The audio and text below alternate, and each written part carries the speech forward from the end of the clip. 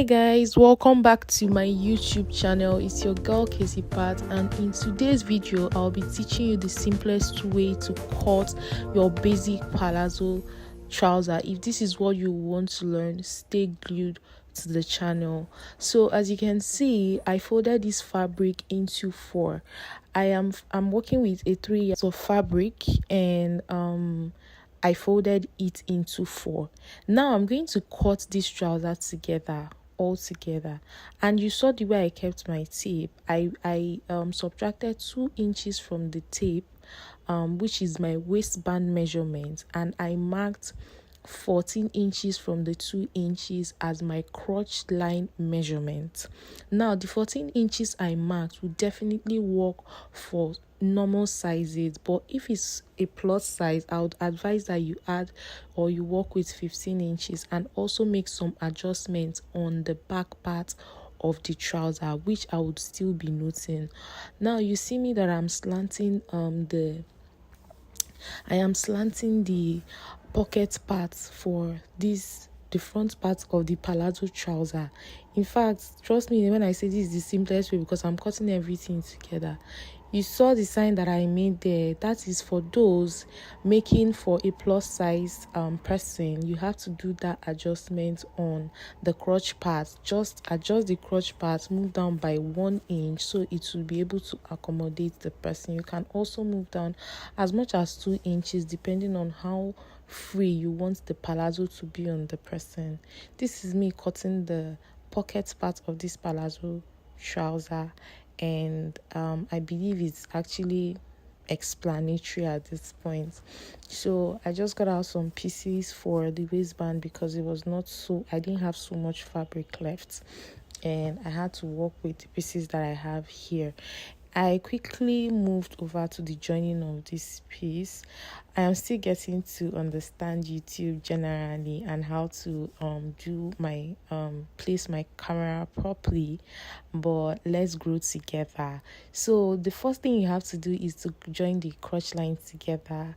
Make sure that you've joined the front and the back crotch line together, so you don't get it confused or get confused at any point. Then the next thing you would have to do is to join your pockets. You know, you had slanted the front part of the trouser piece for the pocket, so you have to join the pocket that you have cut for this part and make sure that it fits perfectly. After you're done joining this part, make sure to top stitch so that the pocket opening would balance properly. Then by the time you're done top stitching, the next thing you have to do is to stitch up the edges of the pockets, as you would see me do. So basically, by the time you're done stitching the edges of the pockets, do the same to the other side of your front piece. And after doing that, the next thing you would have to do is to join the front piece and the back piece together. When I say this is the simplest way, it's because it works for me. You can cut this pattern in bulk, and you can cut everything. You can cut front and back pieces together and still have it balanced on your clients, because this is a very free palazzo pants, so it necessarily doesn't have you don't have to go through so much processes in the cutting and the sewing. So the next thing you'd have to do even before you join it is to make sure that you're holding the waistband, the waist part of the front for the pocket to balance before you join the back to the front. And you can see that my pocket is properly balanced, and there is absolutely no reason for you to wobble when you try to put in your hand and all that.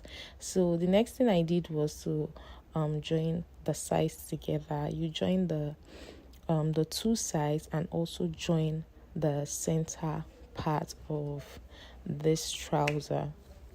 After that, you would hem the leg part of the trouser. I think all of these places for I'm basically explaining it for beginners who would be on this channel.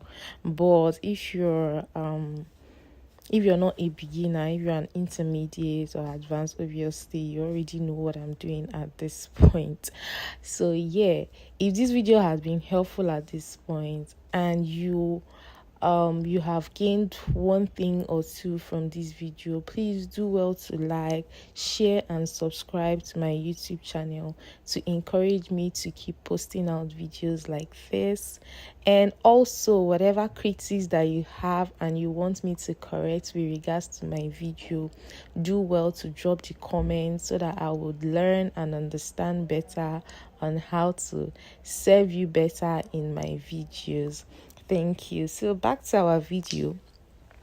After I finished after I was done hemming, I quickly I ran a straight stitch, like the longest stitch length, on the waist part of the trouser to quickly gather this trouser. You know a waistband is coming in so you'd have to clearly gather the waist part. You can actually skip this part if you want to pleat instead of gather, but if you want to gather and form equal ruffles, the best thing I'll advise is for you to gather it with the longest stitch length and add your waistband.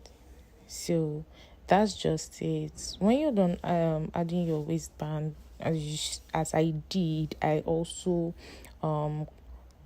folded the waistband to cover the edges of this trouser. I'm practically explaining this for beginners. I totally understand that as an intermediate you would understand what I'm doing. So yeah, after that, the next thing you would have to do is to attach your zip.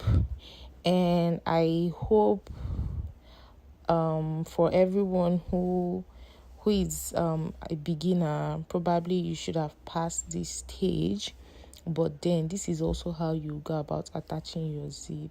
Just place it the way I did on the edge that you had provided for the zip, depending on the zipper allowance that you provided for the trouser or whatever dress that you're making. Just add your zip this way and sew it below.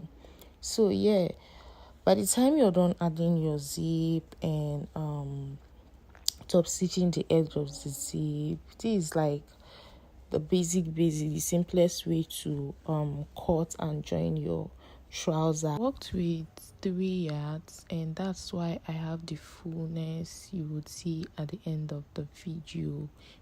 If you want 2 yards, you can work with 2 yards, and 4 yards, 5 yards, whatever, depending on your fullness. Okay, bye. See you in my next video.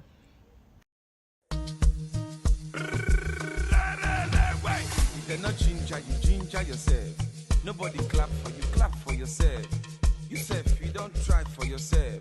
See many battles when you win.